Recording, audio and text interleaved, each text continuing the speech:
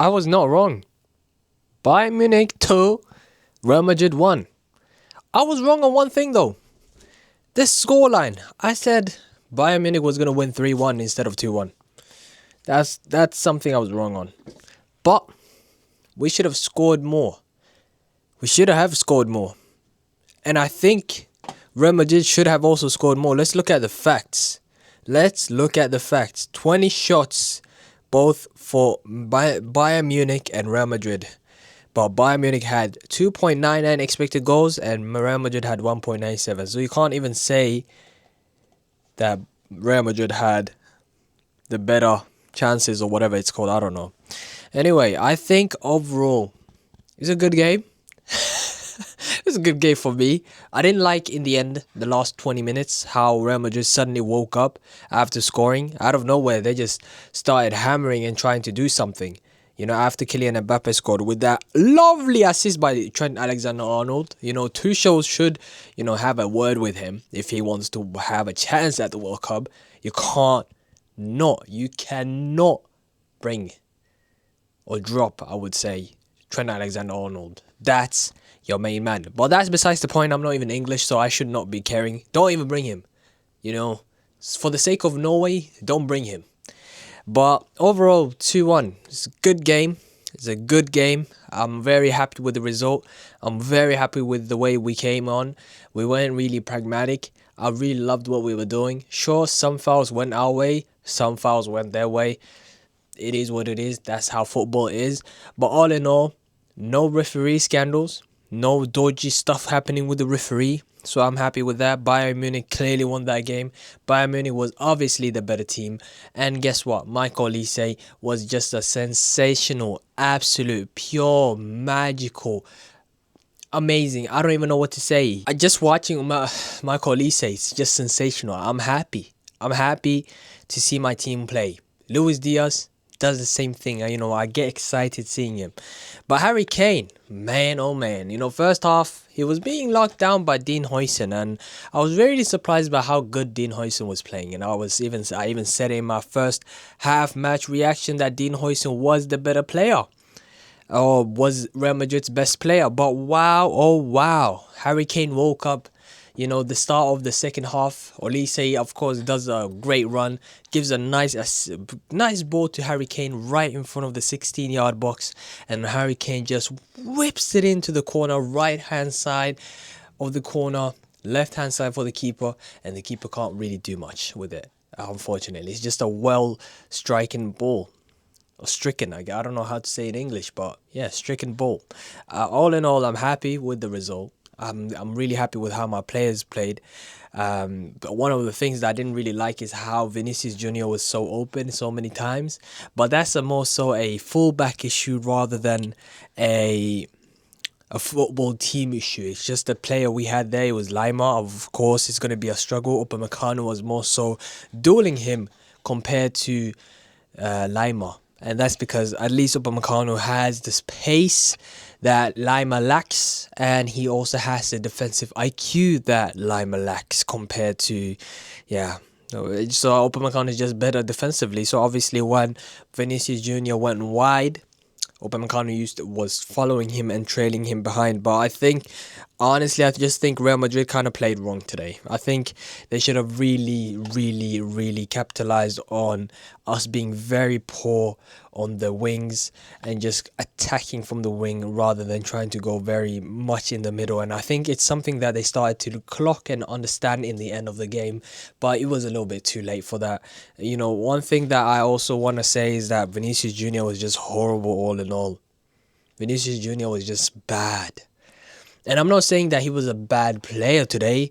I think he actually was a quite brilliant and outstanding player from Real Madrid's side. He had a lot of chances that he tried to create. He had a lot of chances outside of the box. He shot a lot. He's one of the players that had the ball the most. I think his possession was one of the highest in Real Madrid's team as well. However, you can be a good player, but just have rash and bad decision-making skills. And I think that's what his issue was today. And if anyone should be blamed from the Real Madrid side, besides from, the defensive team being poor and the midfield being absolutely pressed, to the hell by Bayern Munich. I think Vinicius Junior should look at himself and ask himself and tell himself that, you know what, some of the stuff that he did, he should have not done it. There were moments where he should have given the ball, that he took a shot. There were times where he should have shot but gave the ball. There was this one big chance in front of Neuer, against Neuer, when Upamecano had that Bozo moment. I really thought Vinicius Junior was going to score there. He did not. But speaking of Neuer, best player in our team. He's 40 years old and he's still playing like he's in his early 30s. Manuel Neuer is still one of the best goalkeepers still around. Active, by the way. Manuel Neuer is honestly the greatest goalkeeper of all time. Hands down. He has anything and everything that a goalkeeper has. Buffon at this age was playing in, I think maybe when he went back to his old boyhood club, I think he was playing maybe in Palermo.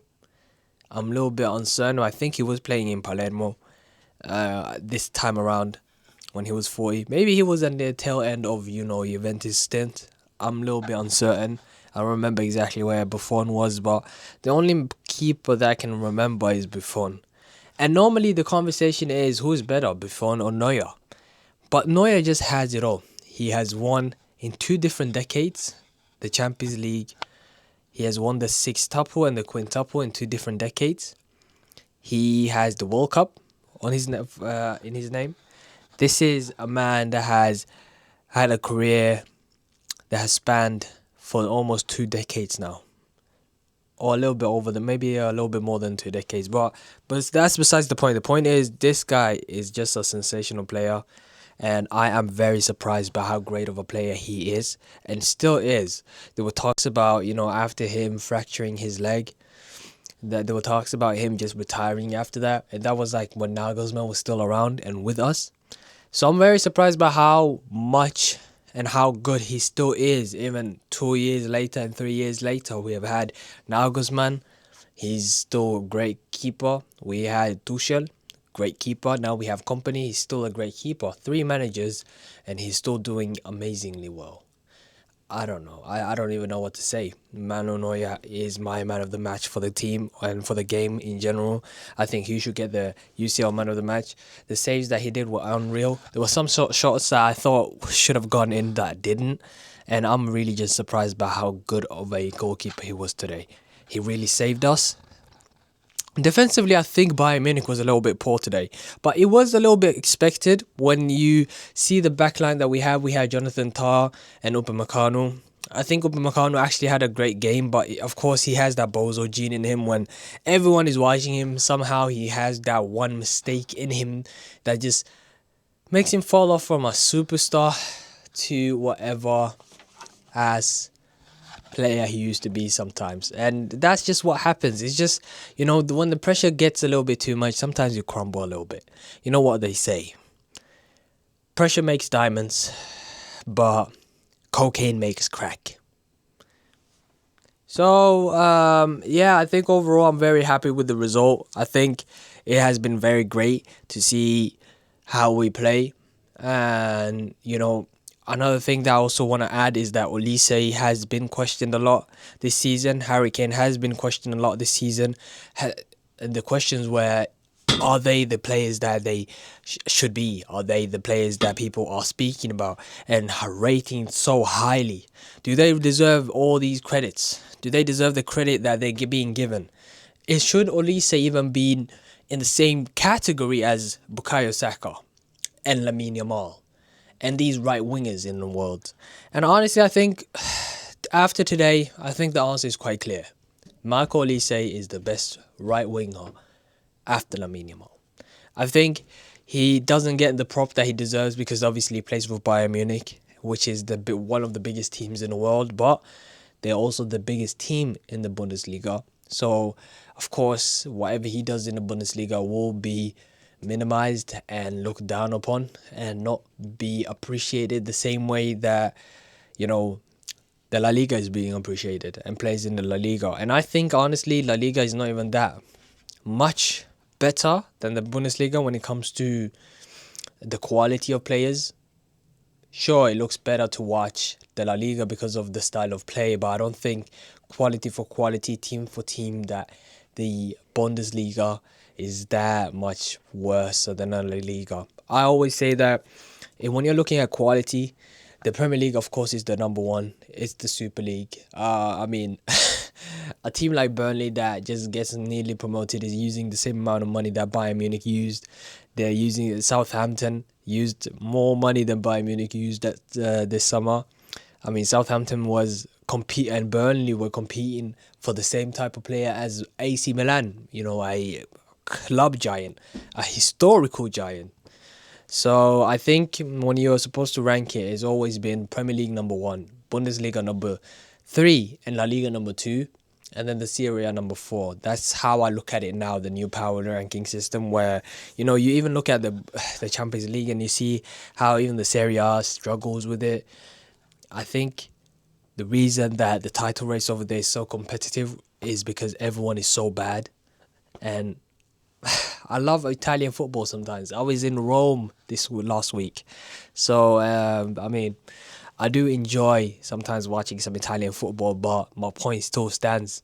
I think that the quality has just dropped off completely, unfortunately. And then the League One is the League One. No one really watches the League One.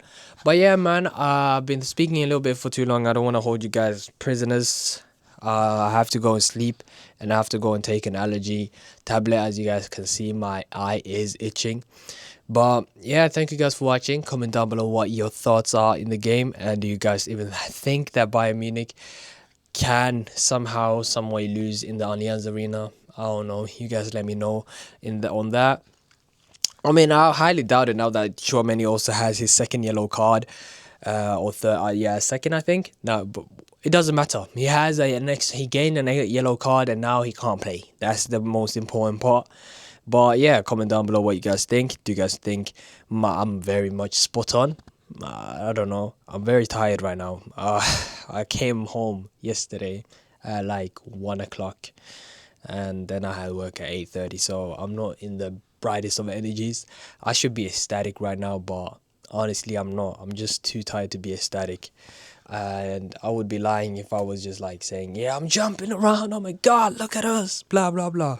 I think that energy will be for tomorrow. Today is a little bit of more melodic, just chill kind of vibe, and I'll see a little bit more tomorrow or the day after.